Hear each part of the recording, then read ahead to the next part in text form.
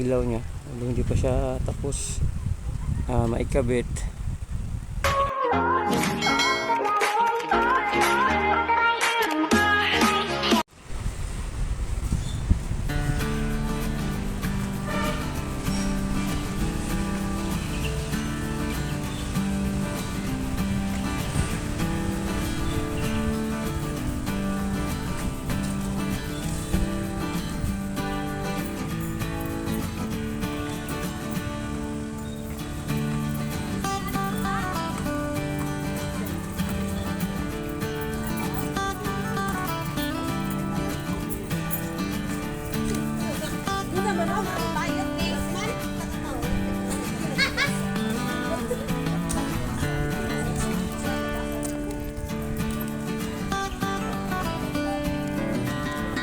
Magandang araw mga ka-walker.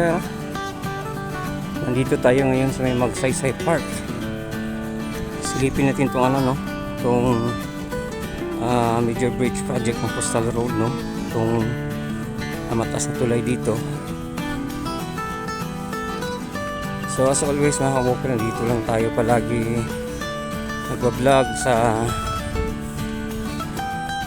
Coastal Bridge na yan, kasi nga po bawal tayong pumasok dun sa may hindi sila pumapayag, pero may mga iba akong kakilala na nakakapasok dyan.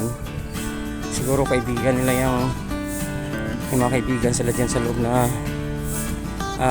binibigyan sila ng access, no? So nagtry ako minsan na magpaalam doon kung pwede tayong pumasok para makapag-vlog, bawal, no? So hindi natin sila, no? Hindi na tayo namilit na makapasok. Dito tayo ngayon sa may Magsaysay Park mga ka-walker.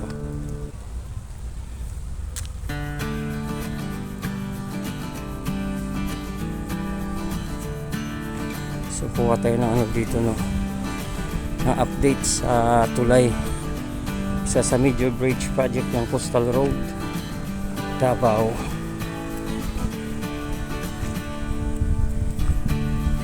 So as I can see, tapos naman siya.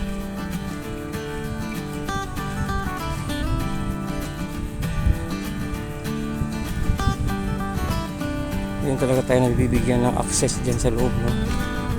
So dito tayo palaging kumukuha ng mga footage natin. So yung mga kabahayan nandito pa rin. So ito yung ka-walker, oh. So pagkakaalam ko tatanggalin yan dyan sila, pero nandyan pa rin. Yan, oh.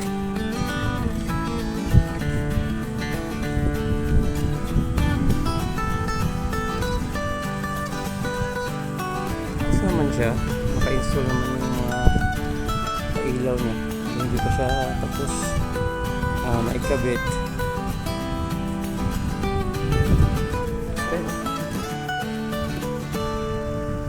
May pa-ilaw siya.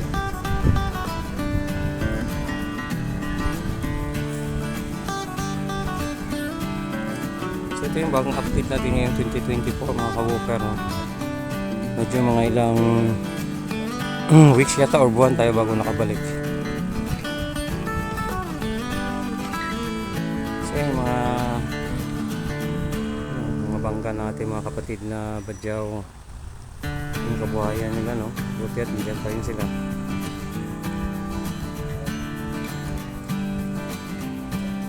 Yan, minsan palagi ko yung nakikita yung mga vandalism na nga, eh. Vandal lang.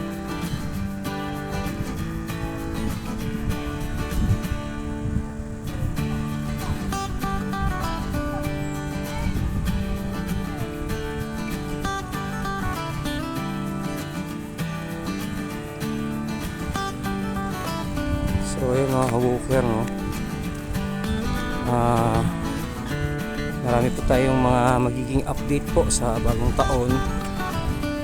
Although sa nagdaang taon po is medyo hindi tayo madalang nang tapos tayo nag-upload po, pero ngayong taon po is sisikapin po nating makapag-upload po lagi. So gusto ko lang pong mag-shout out sa aking mga loyal supporters, mga OFW subscribers, sa mga kaibigan ko po. Malapit na po tayong mag 3,000 subscribers mga ka-walker, no? Thank you po sa inyong lahat po. Ayan po.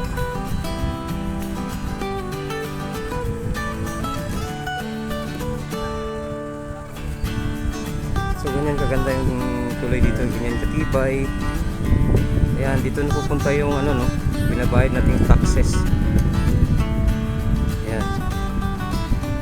Yan yung lagi kong sinasabi pag gumagalaw talaga yung mga namumuno. May nakikita talaga tayong mga resulta, no. Ayan, no. Kasama po ito sa ano, no, sa build program ng ating dating former President Rodrigo Roa Duterte na buti na lang at tinuloy ni BBM. Ayan.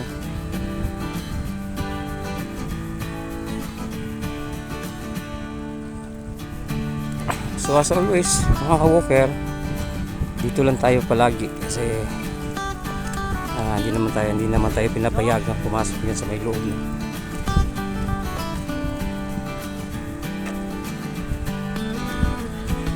So yung ano pala nito is Alticon Builders.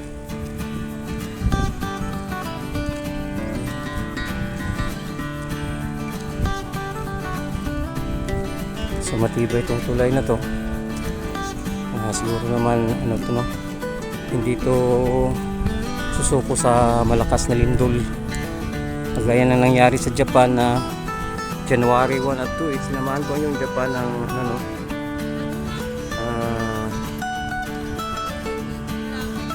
earthquake po. So buti po tayo dito is hindi po tayo ano, no, although last year po is medyo hindi po magandang taon last year kasi nga po ang dami natin pinagdaanan last year. Meron pong lindol, merong Marawi bombing. So naka-heightened alert pa rin hanggang ngayon po yung Davao City dahil po sa nangyari sa Marawi. So napakatibay ng tulay na ito, mga ka-walker, oh.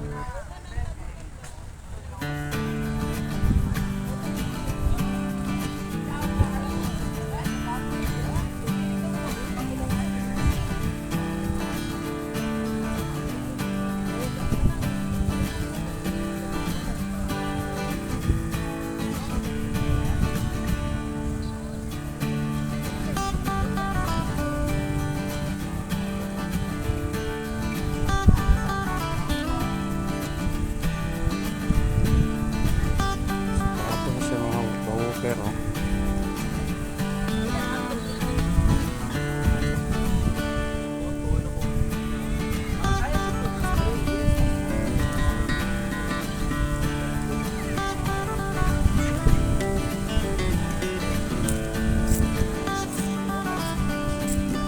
yun, mga walker, hanggang dito na lamang po ang ating update ngayong hapon.